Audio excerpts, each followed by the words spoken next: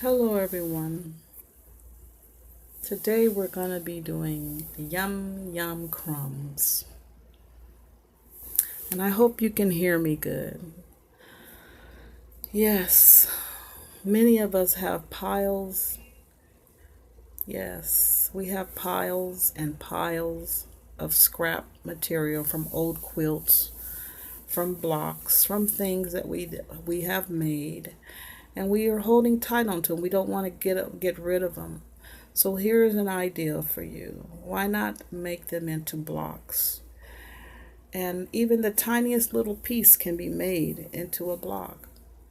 You can see most of my bags of material. So this is how we're going to do it. We're going to put a strip of material, any type of, oh, before that, we're going to have watermelon. This is Saturday morning, and this is a good, nice thing to come to and eat before you'd have a day of sewing. Yes. So, yeah, we will start. So we're going to take some of our crumbs and we're going to attach them to another discarded strip of material. And I'm using my 1/4 inch foot. I'm using my stitch length is a 1.5 because you want to make sure that none of these are so tight, small small things that are sewn together. You want to make sure you have a good tight seam stitch, what is it called? 1/4 seam allowance. 1.5 stitch length. Yes, that's what I want to say, because it helps everything stay together. There's a lot of stress on these small little blocks. And as you can see, you can take any material you have and use that. And so once you get them together, you're going to take them to your ironing board. But what I do first, I spray them with starch. I have a starch mixture that I make. And if you can see in this, as I iron it out, you see how easy and nice and pressed they come out to be very easy. And so this is what I use, Stay Flow. And on the back it tells you if you want medium, hard, and different levels of stiffness in your material. Okay, and I continue on. We're gonna iron out our crumbs. Look like they're hanging on a clothesline. And we go on and iron them out. And it just feels good to know that these crumbs are going to be used in a quilt, in a project, instead of taking up room in the closet, under the bed, in boxes. Okay, so once we've ironed them out, we're going to go ahead and begin to cut them down. Now, if you're needing this size, you may want to stop right there. Some of them are small, but I think I'm going to do another round and make them a little bit bigger. And you continue to cut through. You can go at an angle, you can go straight across. Sometimes you see that I do go at an angle, and it just makes a more interesting block because you have that angle there, and so you can add another pop of color or direction of how the quilt block is going. So here I am cutting them up. Hopefully I don't cut my hand. This is so relaxing. I want you guys to know it's very therapeutic. You don't have to think except about cutting your finger. And it just feels good to know that you've actually put a dent in your scrap bag. That's what I kept thinking about. I kept seeing my scrap bag go down and down.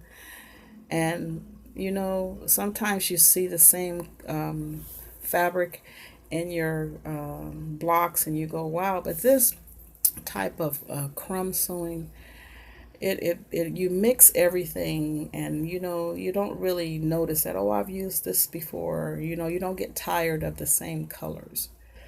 So, and here I am. I'm gathering all my crumbs together, and I'm gonna stitch another side of fabric along.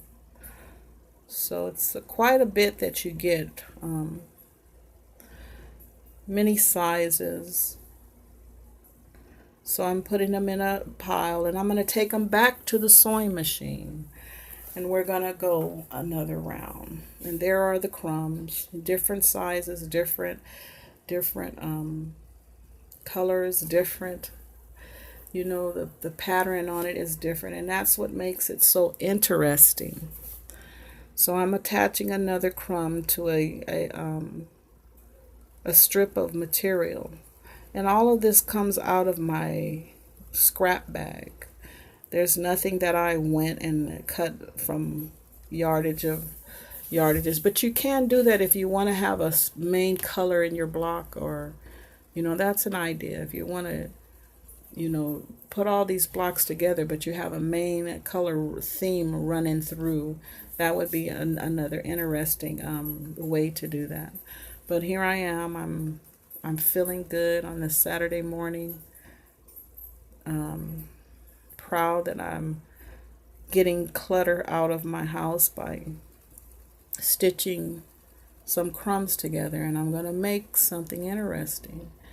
And it just is, and it's actually a very therapeutic time, and it's I don't want to say it's mindless, but it's just very relaxing.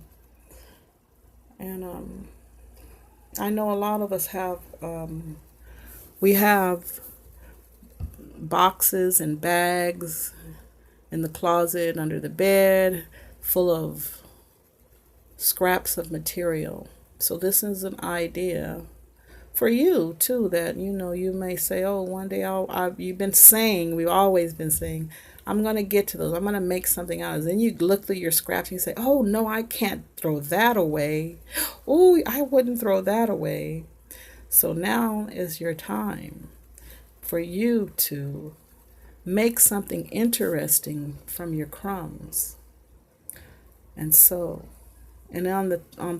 while doing that, have an actually nice, relaxing sewing day with a bowl of watermelon sitting right next to you.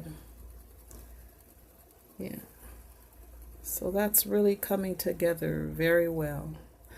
And again, I'm going to remind you your stitch length should be tiny. Well, I use a 1.5 stitch length, and I try to keep a 1/4 seam allowance still. And you are going to be sewing at times over a lot of bulk. Even a walking foot would be good at this time, but my 1/4 foot seam allowance of foot is working pretty good. Now, once you've gotten your crumbs together and they're big enough for the block you're trying to work out, you can go on and cut them down to the size you want. And just be mindful that as you're cutting, there are seam allowances in the back. There's a lot of bulk from other projects and sewing that some of these crumbs are coming from. So be careful while you're cutting with your rotary cutter, because sometimes you can be pushing down on it and you'll end up, because of the bump in there, and you're not able to hold the ruler flat, you can end up cutting yourself, or so just be careful. So, and here I am, I want to get some of that blue in there, so I'm trying to make sure that I incorporate that into the block.